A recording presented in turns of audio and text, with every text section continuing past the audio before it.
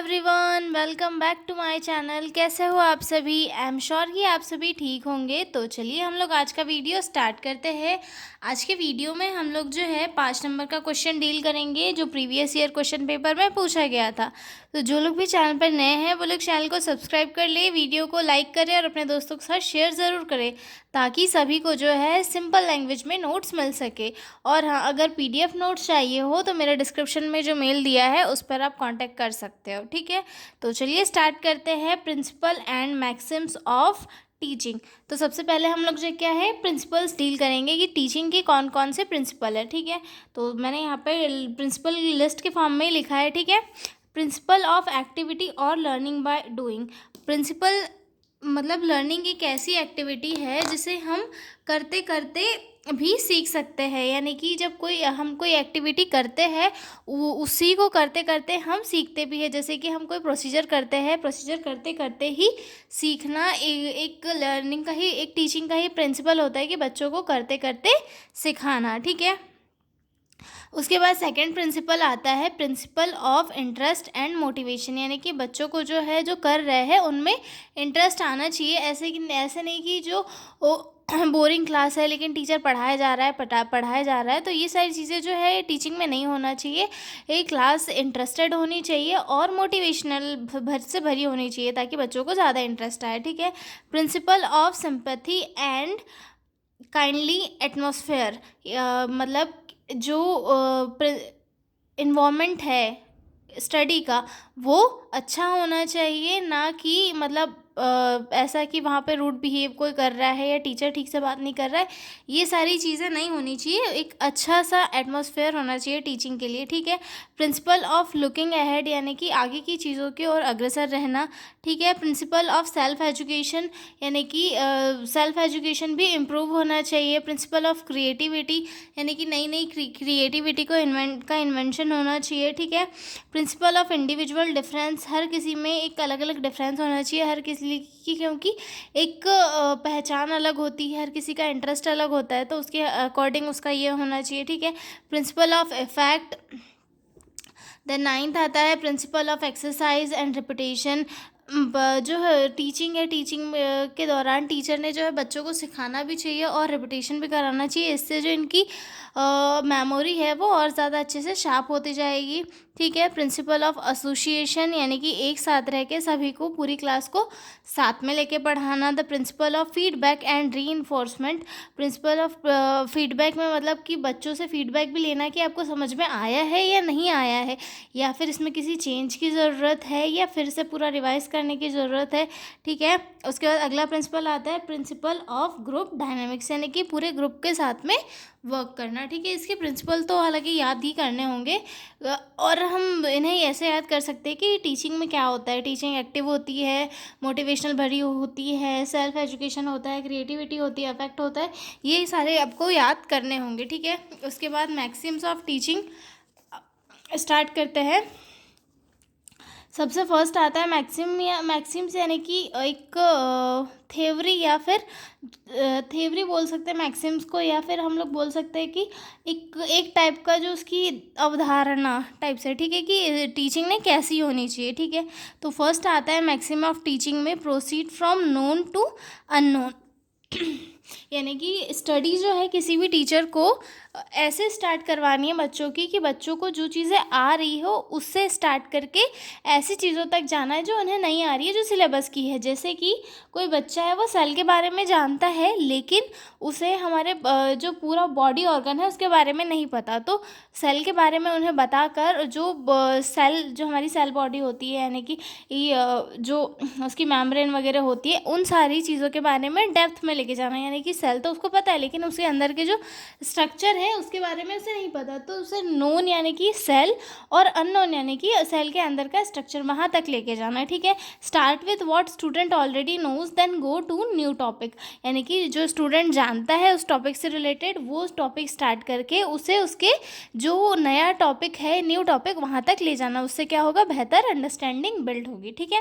For example के लिए personal hygiene to infection control, यानी कि बच्चे को पर्सनल हाइजीन तो पता है और पर्सनल हाइजीन के थ्रू कैसे हम इन्फेक्शन कंट्रोल कर सकते हैं वो भी उसे अच्छे से समझाना, ठीक है।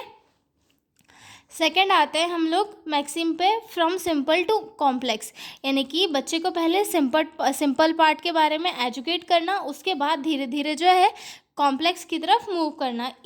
Teach easy topic first then move difficult ones. For example first teach basic wound care and then surgical dressing, यानी कि जैसे कि पहले जो है इजी टॉपिक बताना, फिर डिफ़िकल्ट की ओर जाना. जैसे कि पहले जो है बेसिक वाउंड केयर बता दिया और उसके बाद में उसकी सर्जिकल ड्रेसिंग बता दी, तो उससे क्या होगा, उसका माइंड यहाँ पे प्रिपेयर हो जाता है. जब वो इजी पढ़ता है यहाँ पे थोड़े उसके माइंड में जिससे रिलेटेड चीज़ें चल जाती है कि वाउंड क्या होता है, इन्फेक्शन कंट्रोल क्या होता है, इसे इनर टू आउटर करना होता है, ये सारी चीज़ें यहाँ पर उसकी क्लियर हो जाती है जब हम उसे नॉर्मल वाउंड केयर बताते हैं तब.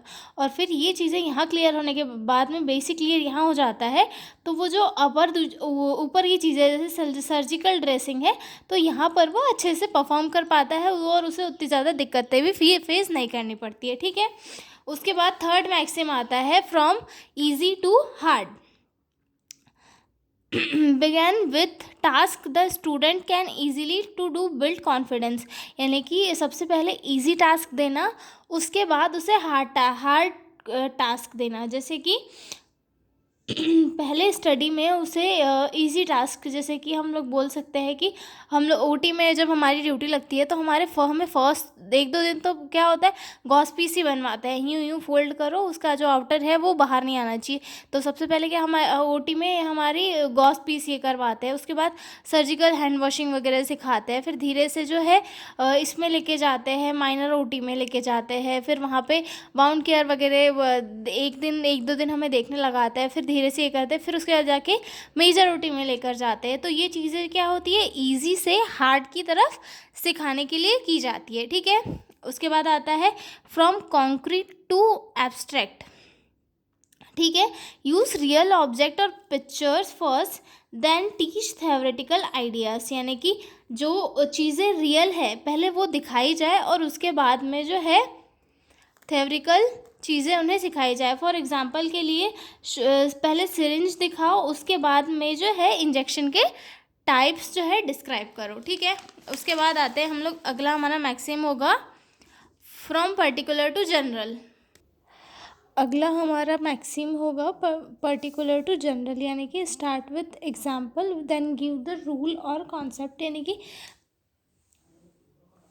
सबसे पहले एग्जाम्पल से स्टार्ट करके जो है जो नॉर्मल कॉन्सेप्ट है वहाँ तक जाना. जैसे कि हम लोग एक देखते हैं फोटोसिंथेसिस वाला प्रोसेस, तो उसमें हम स्टार्ट कर सकते हैं किसी छोटे बच्चों को पढ़ाने के लिए कि आपको पता है प्लांट कैसे खाना खाते हैं, हम लोग खाना खाते हैं, जीने के लिए प्लांट भी कैसे खाना खाते हैं.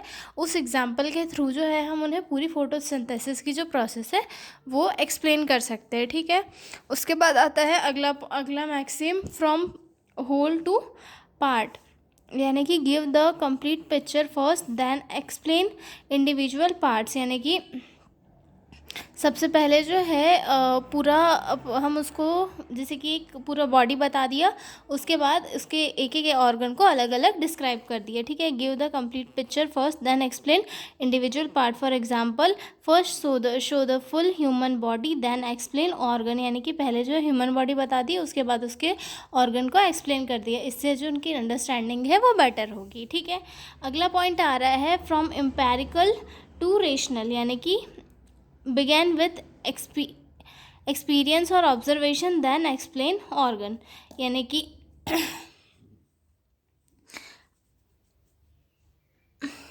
कि पहले जो है पूरे ऑब्जर्वेशन और एक्सपीरियंस पहले एक्सप्लेन कर देना. दैट मीन्स कि जो बॉडी है वो पूरी पहले एक्सप्लेन कर देना कि ये क्या होती है, कैसे चलती है, ये क्या है, इसमें ये सारी चीज़ें एक्सप्लेन कर दी. उसके बाद जो उसके ऑर्गन है बॉडी के वो सारी चीज़ें एक्सप्लेन करना. ठीक है. उसके बाद आता है from psychological to logical. Teach the way that match the learner's mind and interest then go step by step to logically, यानी कि उस वे में बच्चों को टीचिंग करना कि जिस वे में उनके माइंड में घुस पाए. ऐसा नहीं कि हम छोटे बच्चे हैं और उन्हें जाके हम हाई आईक्यू वाला पढ़ा रहे हैं, ऐसा नहीं है. वो छोटे बच्चे हैं तो उन्हें फ़न के साथ और थोड़े इन्जॉयमेंट के साथ पढ़ाना और फिर धीरे धीरे उन्हें जो है एक उनके कॉन्सेप्ट तक लेकर जाना. ठीक है. तो ये थे maxim of and principles of teaching. I am sure कि आपको समझ में आ गया होगा. ठीक है. तो अब हम मिलेंगे अगले वीडियो में एक नए क्वेश्चन के साथ। तब तक के लिए बाय बाय।